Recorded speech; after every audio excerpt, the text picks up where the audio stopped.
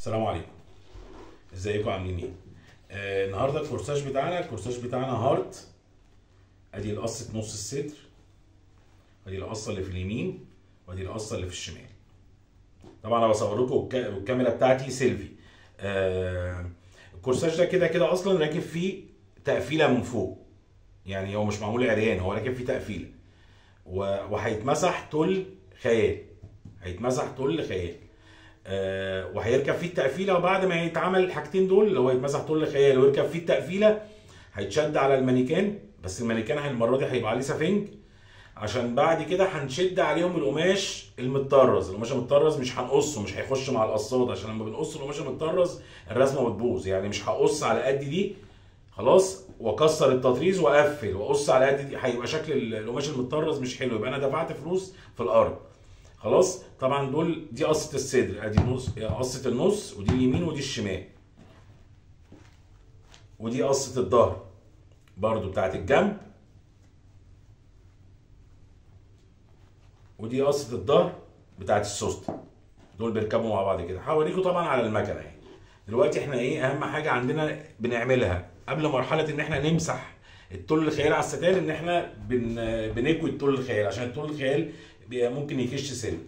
خلاص. انا طبعا بكويه، يعني بكويه كويس على المكوه، وبعد كده بقى ايه بمسحه على الستان، على الكورساج اللي انا عايز اغطيه بالتل بس. فانا بحط الايه الستان بتاعي من تحت. هنبتدي كده نرص. طبعا في حتت هتبقوا مش شايفينها من الكاميرا، معلش.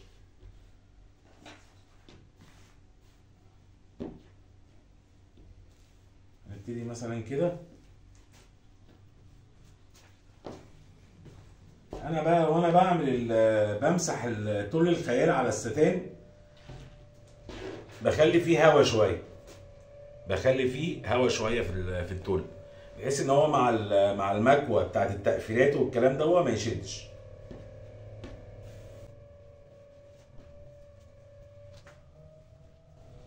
مش اخوانا واحد شغال بشنيور، ها؟ يعني مش هو شنيور يا موتور، عشان نبقوا مبسوطين يعني. عشان قررت اصور طبعا.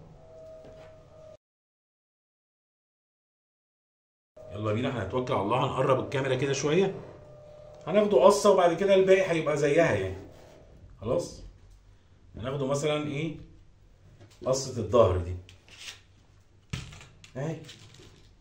انا بدبس من جنب. طبعا اهم حاجه تدبس، اصبر على نفسك، يعني مش في ناس بتروح حاطه دبوس هنا ودبوس هنا وتقص حواليها وتاخدها على المكنه وتسرجها. دي ناس محترفه، احنا مش محترفين، احنا على قدنا.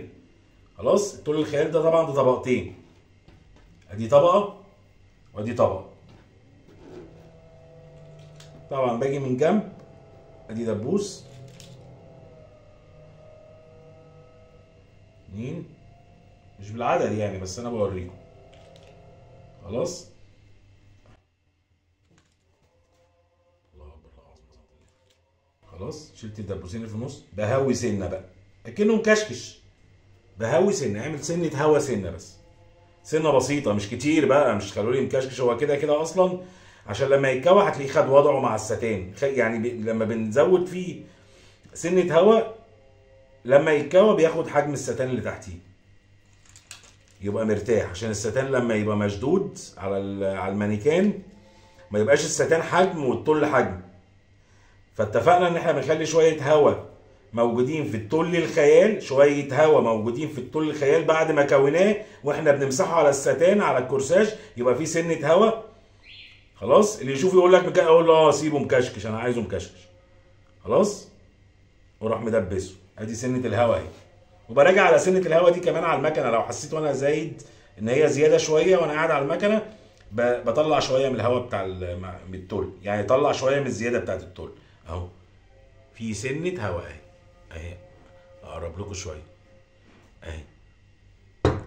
ده انا كمان كويه.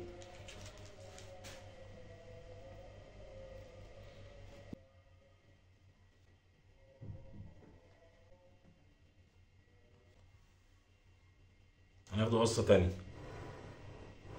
نرجع ورا كده شويه. قصه تانيه اهي.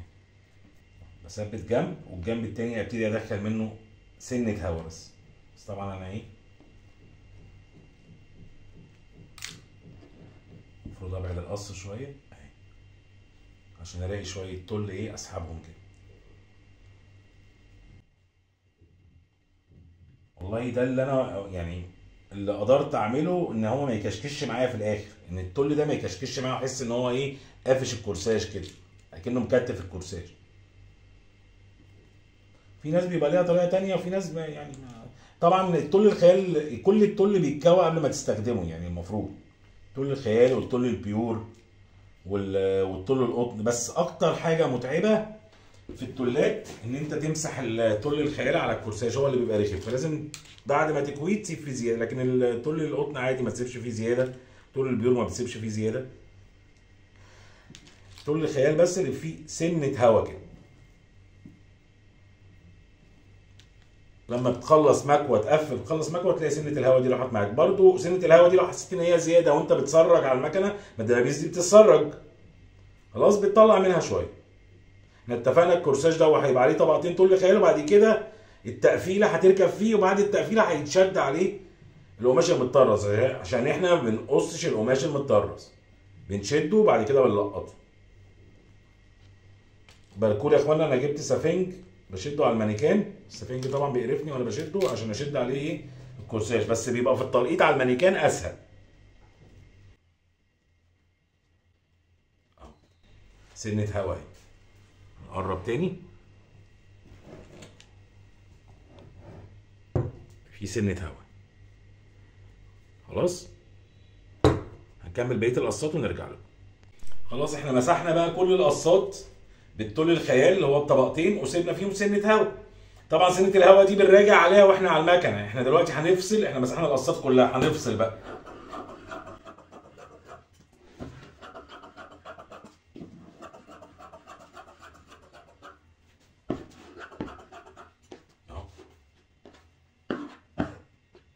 نحطهم فوق بعض كده، هناخدهم على المكنه بنسرج، راجع عليهم بقى على المكنه. طبعا انا كمان ايه عشان التل خفيف فانا مش شايفه قوي على البنك. على المكنه بقى الارضيه بتبقى بيضه والاضاءه بتبقى اقوى شويه فبشوف.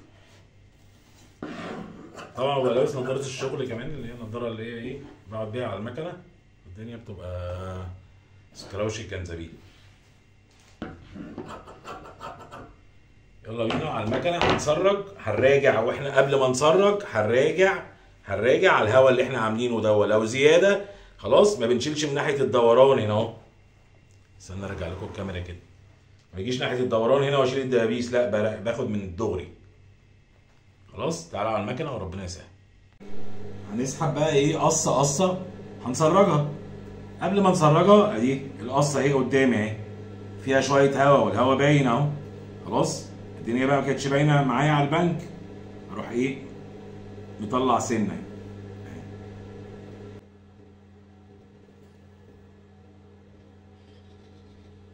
من الجنب، سنه بسيطه.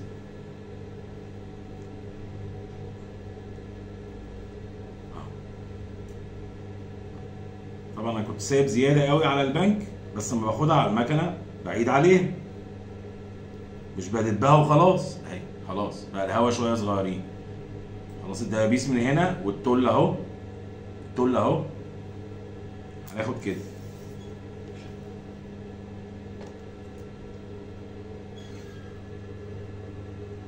ظابطين المكنه على غرزه واسعه ونبتدي نسرج.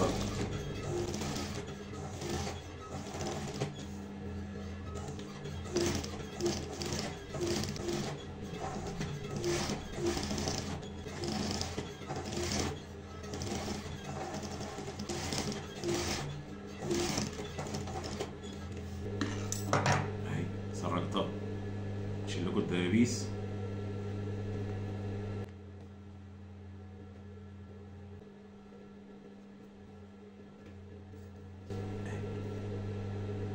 فيها سنة هوا بسيطة.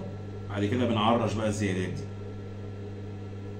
القصة التانية دي القصة اللي في النص فيها هوا كتير اهو، هسيب من جنب متثبت اهو، اروح جاي من قبل النص بشوية اهو. بص الهوا اللي بسحبه اهو مش بسحبه كله برضه اهي، لسه فيها هوا هنا. يعني انا اللي قدرت عليه ان هي فعلا كانت بتكشكش معايا. تحس ان الكورساج جوه واخد وضعه والتل اصلا مشدود بعد ما اكوي وافتح من ورا، بحس ان الكورساج مكتوم يعني. هو كده كده مش هيبان بدل انا همسح عليه ومش متطرز، بس انا بحاول اظبط الحاجه تبان قدامي ان هي مظبوطه. مش مهم ان الناس مش هتشوفه يعني، كده كده الزبون مش هيشوف التل ان هيتغطى، بس انا يعني لنفسي انا اهي فيها سنه هوا اهي. تمام، سحبنا الزياده، هنرجع برضو ايه نسرج بالراحه كده. ربنا يهديها عشان المكنه قرفاني بقالها يومين.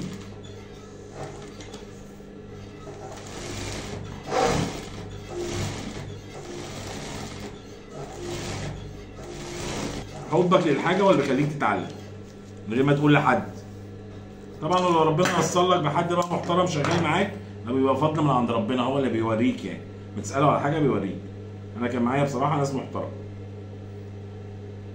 معايا الشيخ ياسر وكان معايا سعد، صراحه الاتنين محترمين وبرنسات وصناعيه 100 100، معلمين يعني، اصغر مني في السن بس هم معلمين. خلاص اهي اتفقنا ان احنا بنكوي التل قبل ما نشتغل بيه، نمسحه على الستان سواء بيور او تل قطن او تل خيال. طبعا اغلس واحد فيهم التل الخيال، لكن بنسيب فيه سنه هوا اهو، سنه الهوا اهي اهي، مش مشدوده بقى قوي كده فاهم، عشان بعد ما تكوي وانت بتقفل الكورساج هتلاقيها مشدوده ومع المكوى يقل، فتلاقي الستان تحت مشدود والستان تحت مكتوم والتل مشدود فوقيه. الستان عايز ياخد وضعه مش عارف ياخد وضعه عشان هو ايه حجمه اكبر والتل صغر. فاهمين؟ يا رب تبقوا فاهميني. بحاول يعني ابعبر كويس بس مش جايه معايا. يبقى عندنا كده حاجتين رخمين واحنا شغالين في شغلانه السواريه، الجوميه، تل الجوميه بتاع الجيبونات، والتل الخيال. ربنا يديم علينا نعمه.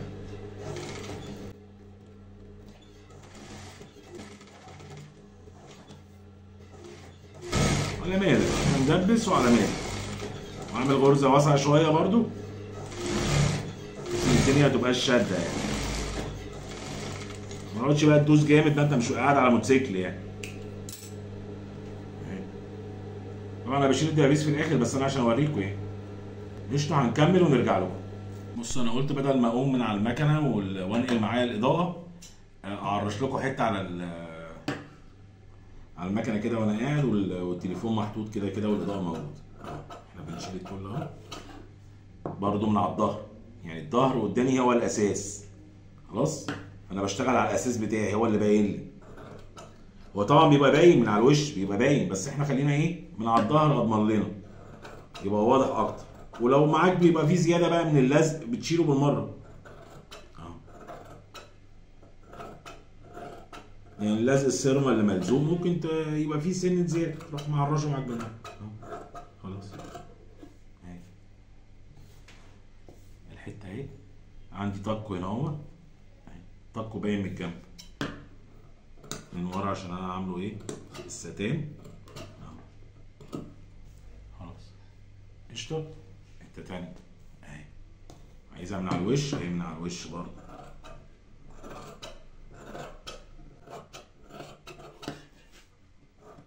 يعني في حاجات اتعلمتها وفي حاجات انت بتجتهد فيها وانت شغال غصب عنك، ما انت قاعد لوحدك فاهم، فلازم مش قاعد معاك صنايعي ممكن يبقى خبره عنك مثلا، فانت بتحاول تشغل دماغك عشان تجهز الحاجه تريحك، تجهز الحاجه بطريقه تريحك. عشان كده انا يعني اكتر محاوله طلعت مظبوطه معايا ان انا اسيب بعد ما اكوي، اسيب شويه هواء في التل الخيال، يعني بعد ما اكوي التل وانا بمسحه على الستان، دي اكتر محاوله نجحت معايا وطلعت شكلها حلو. الكلام ده احنا قلنا في الاخر لنفسك. طب ده الكورساج ده هو بعد ما عملناه تل خيال خلاص هيتدارى بقماش متطرز هيتشد عليه. طب افرض هو الزبون عايز ده تل خيال بس كده في الوش، هتديله مكشكش، هتديله اللي فوق مشدود من المكوى واللي تحت بيبقى عايز ياخد وضعه ومش عارف ياخد وضعه. فانت بتعمل الحاجه ليك انت، يعني مش مساله ضمير بس، مساله ان انت عايز تبقى كويس.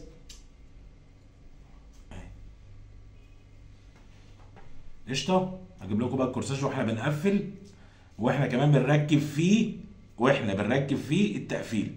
هجيب لكم التقفيله وهي بتتجهز الاول. بس اخوانا انا قلت اجيب لكم قص التقفيله كمان. بصوا طبعا انا ايه، تل على 4 طبقات،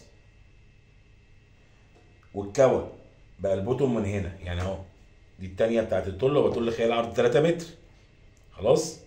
فاحنا سايبينه على متر متطبق على متر ونص، انا سايبه على متر ونص وبعد كده طبقته تاني خلاص. ادي كده بقى ايه، 4 طبقات، ادي اهو 4 طبقات فوق و4 طبقات تحت. طبعا دي اول ما تتفرد هي مقصوصه طبعا، هنا بوتون هنا مقفوله، دي التقفيله اللي هي تكمله الكورساج نفسه، تكمله الكورساج اللي هي قصه النص. احنا عندنا كده دي التقفيله، ودي الرقبه الدوران اهو، ودي هي اللي في النص، دي التكمله بتاعتها. احنا اتفقنا الكورساج هارت، ودي التقفيله، والقصه اللي في الجنب بتكمل بقى لما بتركب هنا. تمام، هوريكم دلوقتي. خلاص احنا كوينا، حاطين كده طبعا مدبس هنا البوتون على البوتون، عشان احنا اتفقنا ايه، دي القسمه اول ما تتفرد هي كده 4 فوق و4، اول ما تتفرد تبقى 4 بس، عشان هي جنبين، هي هنا مقفول. انا بقى ايه، بحط دبابيس تحت التقفيله، يعني اهي الباترون اهو، بحط دبابيس تساعدني وانا بسرجها، عشان انا هوريكم انا بسرجها ازاي، عشان ما تفلتش مني، وتخنقني. اتفقنا ان الطول الخيال وانت بتخيطه على المكنه بتبقى يعني برضو بيبقى مش باين قوي، وعشان ما فيش طرف يفلت عن التاني اهو، بدبس. شفت الباترون عامل ازاي دوران، وعند الرقبه بدبس، بحط دبابيس تحت الدورانات دي، واهي عند الكتف، الحته بتاعت الكتف اهي دبوس، وعند الجيرو دبوس اهو كمان اهو. خلاص ده قبل ما ادبس الباترون، انا ثبته بس في الجنب، بعد كده ارجع ادبس الورقه اهي.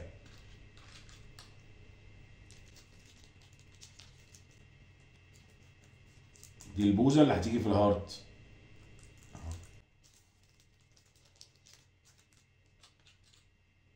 ده الدوران اهو اللي بيجي في الهارت، اللي بيتقفل مع الهارت، عشان الكورساج منفصل تقفيله لوحدها اللي احنا كنا بنقول عليها زمان سفره، والكورساج تحت لوحده.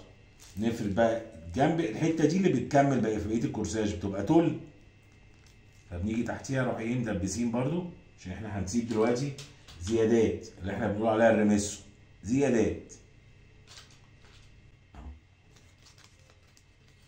انا فردتها، شفت هي اتجاهها ماشي فين، وحطيت دبابيس اهي خلاص كده. دي كده الحته اللي تخش تحت الباط اهي. اروح مدبس الورق بتاعي. بص يا اخوان، انا ايه ثبت التقفيله اللي قدام. انا كنت بصور طبعا، طلعت ما بصورش، ما علينا، كنت بجيب المسطره، سبت سنتيات هنا، علمت انا بسيب لنفسي ريميسو، سبت سنتي عند الكتف، سنتي اهو هعلمه عند الكولا، عشان الكولا هيركب هنا كولا 3 سنتي اهي، علمت سنتي، دي الريميسوهات بتاعتي. ومن تحت ده الجزء اللي هيركب في الكورساج، هيركب في القصه اللي في النص، وفي القصه اللي في الجنب من ناحيتين، في قصه من هنا وقصه من هنا، والكورساج في النص. الكورساج ده منفصل ليه؟ عشان معمول ايه، اكنه مش محجبات، كذا طبقه تل فوق وتحت ستان. خلاص نيجي هنا بقى، سبت بتاع 3 4 سم، هو المفروض المقاس واقف لغايه هنا، انا بزود سنه معلش، عشان التل اصلا ايه خاين شويه، التل الخيال ده، عشان لما بتتسرج انت بتسرج، بعد ما تسرج بتكوي، ممكن ياخد منك من المقاس، فاهمني؟ هنرجع بقى ايه، نحط هنا الكولا، في مكان لكولا اهي، الكولا اهي، هندبس برضو ايه الكولا من الطرف كده. انا ما بفكش بقى الكلام ده، وانا بقص وبفك حواليهم وبسرجها، وهي على مجوز كده، هوريكم بعملها ازاي عشان ما تفلتش مني. بحط دبابيس تحت الكولا اهي على القماش اللي انا هقصه اهو، بص اتجاه الكولا اهو، واخد راوند شويه بحط دبابيس انا بقى عشان انا هسرجها برده وهي زي ما هي، بدل مش هفك دبابيس وافرد الكولا كده واسرج كل دول طبقات. على ايه يا عم؟ لازم طبقه تفلت منك. احنا اتفقنا احنا على قدنا اهو. دبسنا اهو، نقرب. دبست تحت الكولا او دوران الكولا كده، انا مدبس تحتيها دبابيس اهي عشان انا هسرج في الدايره بعد ما اعلمها واقصها. ادي كده الكولا خلاص. كده اروح راجع اعمل دبوس في الاخر كده عشان بسيب زياده برضو. بسيب زياده في الكولا انا بتاع 2 سم، تبقى مريحه في الايجار، مريحه اصلا في الفستان الاوردر. كلها تيجي ركوب على بعض كده. طبعا دي بتاعت الظهر اهي، بتاعت الظهر. هتروح جاي من هنا، احنا بنسيب 3 سم من هنا، من هنا السوسته ومن هنا الجنب والجيرو والكتف، ودي الكولا. هتيجي كده او كده يا عم اهو خلاص باين. عندي 3 سم هنا حاسبهم اللي هم بتوع السوست.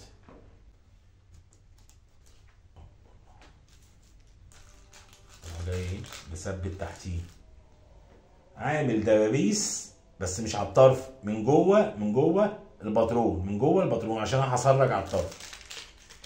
هعد الطبقات بتاعتي، هم مثلا 4 طبقات فوق و4 طبقات تحت. انا امسك كل 4 طبقات واخيطهم من غير ما افصل اي حاجه على المكنه، وبعد كده اروح فاصلهم عن بعض، شيل الدبابيس عن بعض. تبقى اسهل طريقه ليا. وهم متدبسين انا قافشهم بقى، هم متدبسين انا كده كده بسرجهم وانا قافشهم. ايه اللي يخليني افكهم من بعض ودي تفلت ودي تفلت وتعذبني؟ اهي. يبقى انا ايه اهو الشكل اهو، انا مدبس تحتيه داخل جوه شويه. دبست.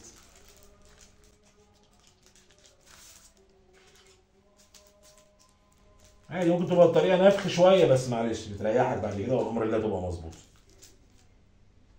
احنا اتفقنا ان انت تبقى قاعد بتدبر حالك بالحاجه اللي تساعدك وتطلع شكل حاجه نظيفه، هي مش كيمياء يعني. اهو دبوس اهو. طبعا احنا هنسيب زيادات زي ما سيبنا هنا خلاص. هنا المفروض المقاس واقف لغايه هنا، انت كده كده بتسيب اللي مقاسه 3 سم من الجنب، لا انا سايب فوق ال 3 سم عشان دي اللي بتركب في جنب الكورساج.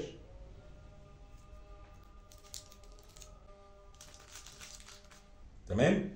هنعلم بقى الريميسو بتاعنا. احنا قلنا بناخده خياطه سنتي، ادي خياطه سنتي.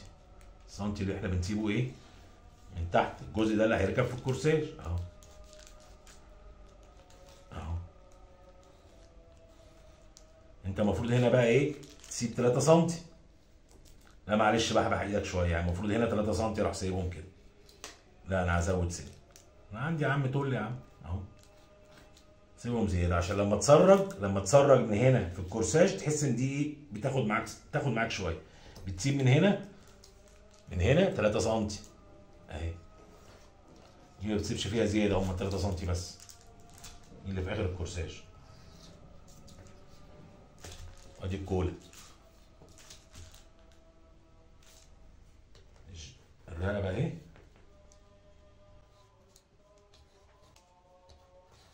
ده السنتي الريميسو بتاعنا.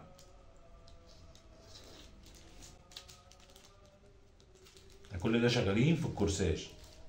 الجيبه بتاعت الفستان دوت ايفازيه برضو عليها قماش متطرز. كملنا السنتي بتاعنا. ممكن يبقى العلام مش باين دلوقتي، يبينه لكم القص اهو. انا هسرج كده، هعمل كده الطبقات دي، اعد 1 2 3 4، اروح راكنهم على جنب واروح واخد اللي تحت مسرجهم خلاص. وبعد كده بعد ما اخلص اروح قالبها، والاربعه التانيين هيبقوا فاضلين اروح مسرجهم، بعد كده اشيل الدبابيس يبقى دي لوحدها ودي لوحدها، كل طبقه 4 سم. طيب خش عليا بقى ايه واحنا بنقص كده. بسم الله الرحمن الرحيم اهو. احنا هنا سايبين سنتي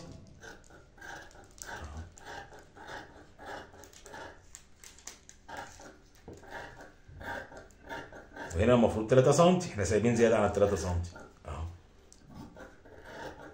عشان الاقي مكان اخيط فيه في الكورساج. السنتي بتاعي مليان شويه. الدوران بتاع الكولا، كتف، جنب الكولا بقى اروح قاصص الكولا. الكولا واقفه لغايه هنا اهو، زودت عليها حته كمان، مش هيحصل حاجه، هتنفعك وتنفع الاتيليه المفصله وتنفع الزبون. مش لازم الكولتين يبقى الكولا من ورا قصاد بعض، لازم ممكن يبقوا ركوب تبقى احسن. خلاص ادي الكولا اهي، ادي النص بتاعها، ندي طاقه على النص بتاعها كده. بعد كده هتتفرد. خلاص هنرجع بقى ايه للتقفيل. نروح عاملين التل كده شويه، جايين من هنا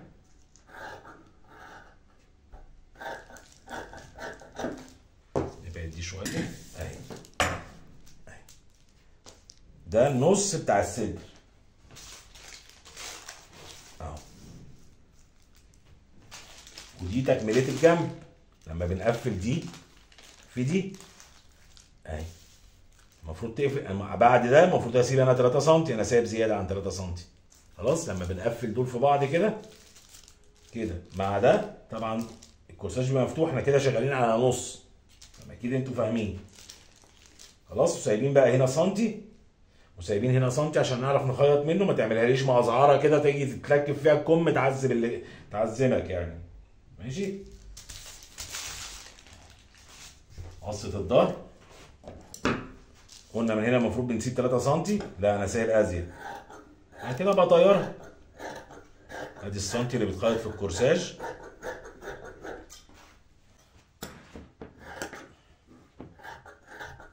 ادي السنتي بتاع الجيرو، السنتي بتاع الكتف، السنتي بتاع الكولا. هنا بقى مش سنتي، هنا 3 سم دول بتوع السوست. نرجع تاني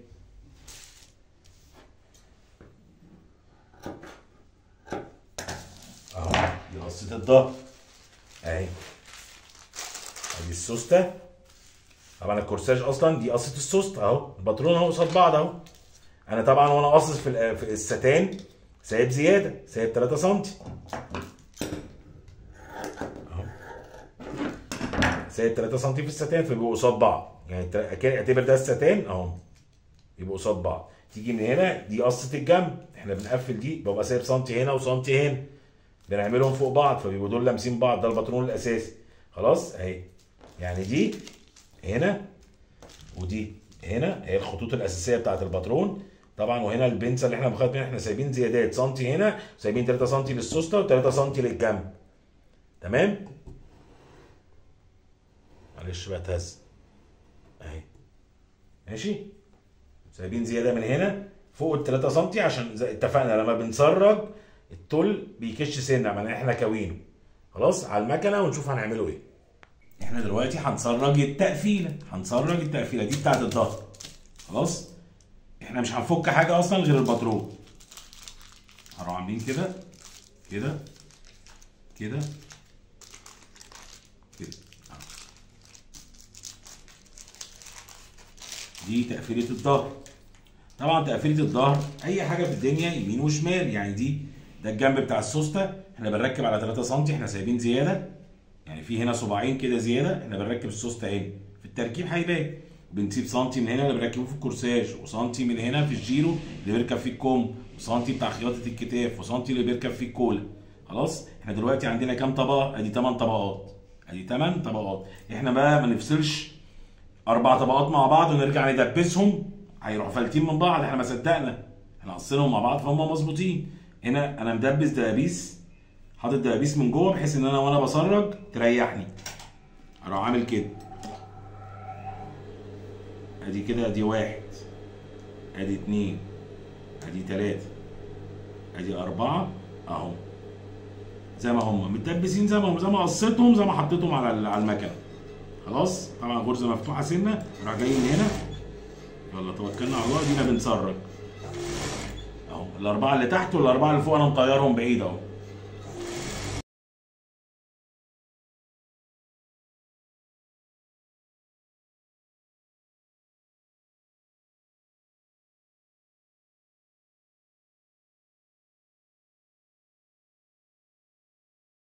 الدبابيس بقى فايدتها ايه؟ الدبابيس انا حطيتها من جوه، سابت لي مسافه ان انا اسرج منها، بدل ما افكهم وارجع اظبط الاربع طبقات على بعض او الاربع طبقات التانيين على بعض يعذبوني، مش هيتظبطوا،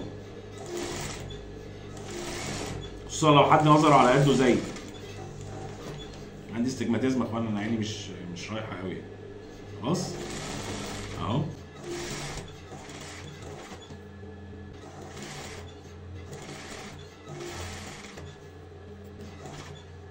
هنا الدبابيس بقى هتقرفني شويه، الدبابيس هنا قريبه قوي، اروح باعدها سن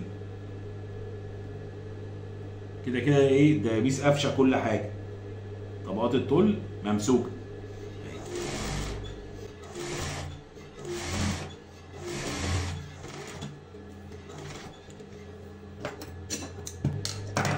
اهي اتسرجت اهي كلها. خلاص دي اللي كانت تحت، خدنا الاربع طبقات عديناهم تحت واربع طبقات فوق، روح راجعين قلبين وبرده ما تفكهاش، هم متدبسين مع بعض، هتفكها ليه؟ فكها في الاخر. ادي الاربع طبقات التانيين، ادي واحد، ادي اتنين، ادي تلاته، ادي اربعه. اروح جاي ايه؟ مسرجهم. متجيش بقى بعد ما تسرج لي اللي فوق تروح فاكك لي، طب ما انت عملت ايه بقى؟ واحده تبقى مظبوطه والتانيه لا. احنا اصلا من الاساس حاطين الدبابيس بطريقه ان تخلينا ما نفكش، نسرج وهي زي ما هي اهي.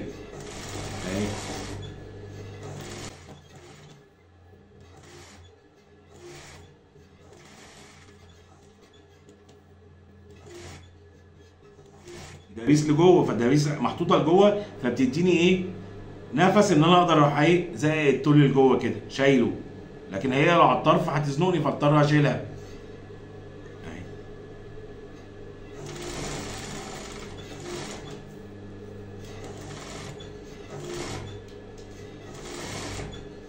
طبعا احنا سايبين قلنا سايبين سنتي في كل حاجه ما عدا عند السوسته 3 سنتي، وعند الجنب اللي هي الحته دي اللي عند الباط سايبين 3 سنتي، اللي هي بتبقى 3 سنتي مع الستان اللي معمول 3 سنتي اصلا، اللي هو الريمسو الزياده بتاع التوسيع والتضييق.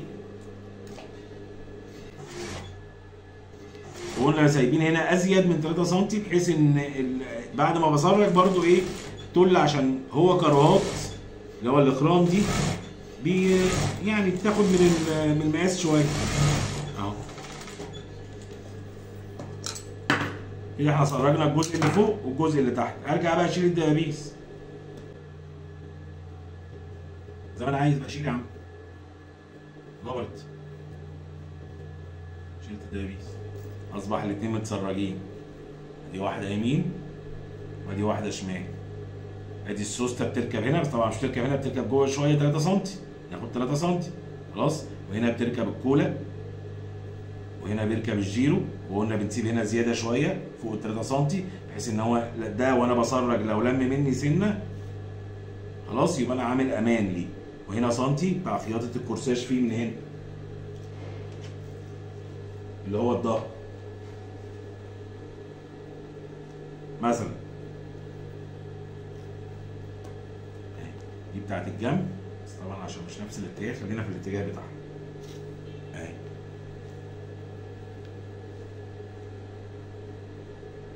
اهي بتاعت السوست اهي، بتاعت الجنب اهي اهو. بص انا سايب زياده اهو، لما سرجت بقى قد بعض، بقى في فرق مثلا بتاع سنتي ولا حاجه، ولما اقفل سنتي من هنا هيبقى في سنه بتاعت صوبع. خلاص اهي التقفيله اهي ماشي. هوريكم بتاع قدام. ماشي يا اخوانا ما تزهقوش، احنا اتفقنا ان القصه عايزه صبر شويه، وان انت بتدبر حالك، بتحاول تعمل الحاجه اللي تسهل عليك.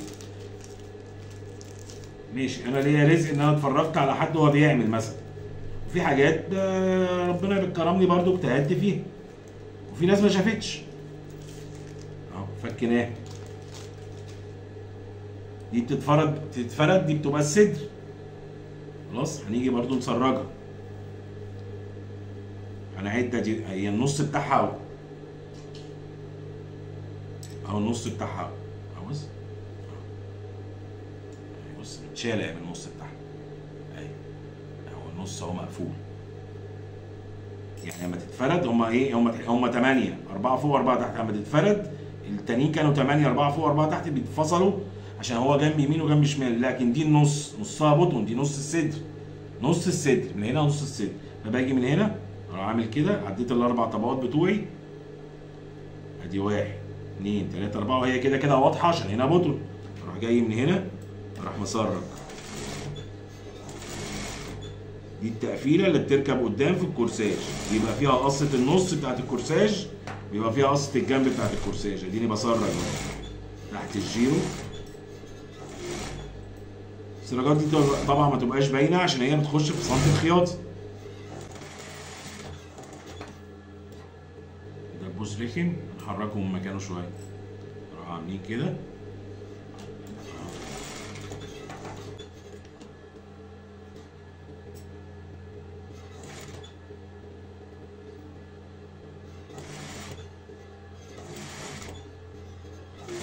دي الحته اللي فيها ايه، اللي بيركب فيها ايه كورساج من تحت.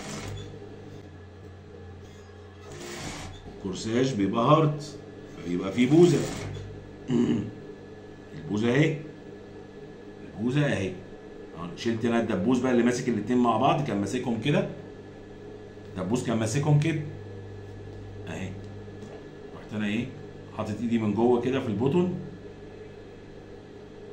رحت عامل كده، رحت مركب الدبوس على فرد، راجع هنا تاني عشان يسهل عليا وانا بسرج. انا كده عند ايه البوزه.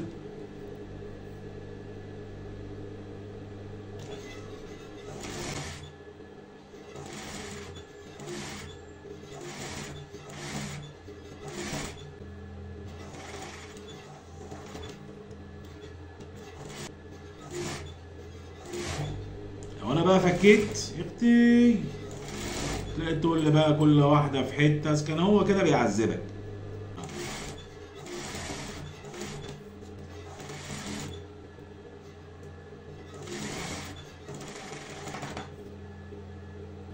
اخر حاجه الدوران بتاع الكولا، كل ده بنسرج نص والنص التاني. هنا تشيل الدبوس ده، عايز بقى ايه الف الكولا. انا كده في الحته بتاعت البوتن في النص ما بينهم.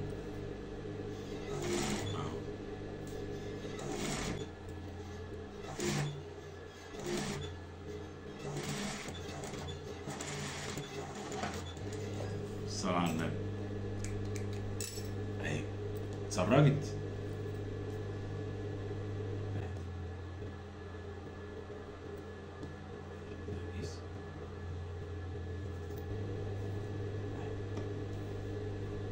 هي دي التقفيل، يركب هنا قصة الصدر في النص اهي خلاص، وقصة الجنب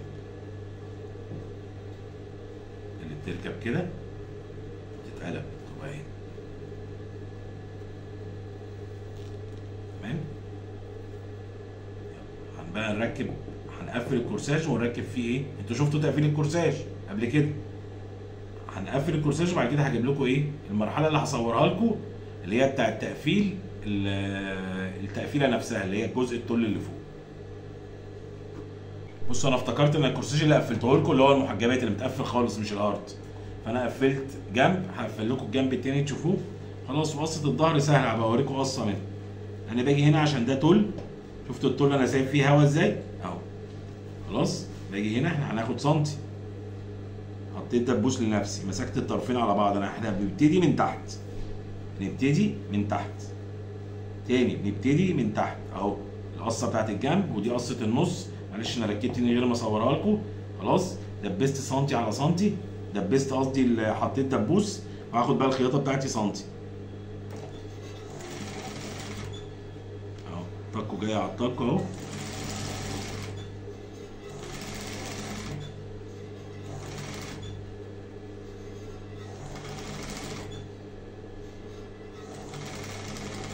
الحته اللي فيها الدوران اللي هي الرخمه اللي بقول لكم عليها اهي، هتبتدي تشرب تاني. بنشرب هنا اهو في القصه دي، بنشرب وهي اللي فوق عشان يجوا في الاخر طول بعض وتعمل بومبست.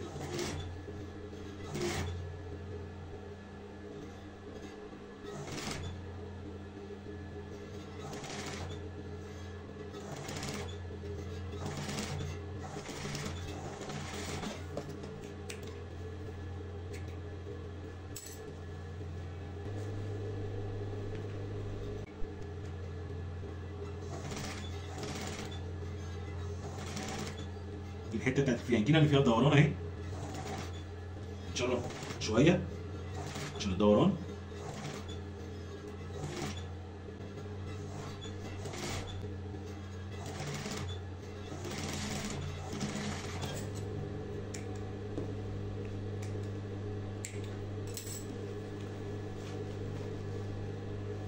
بالصدر اهو، لسه ما كوناش طبعا.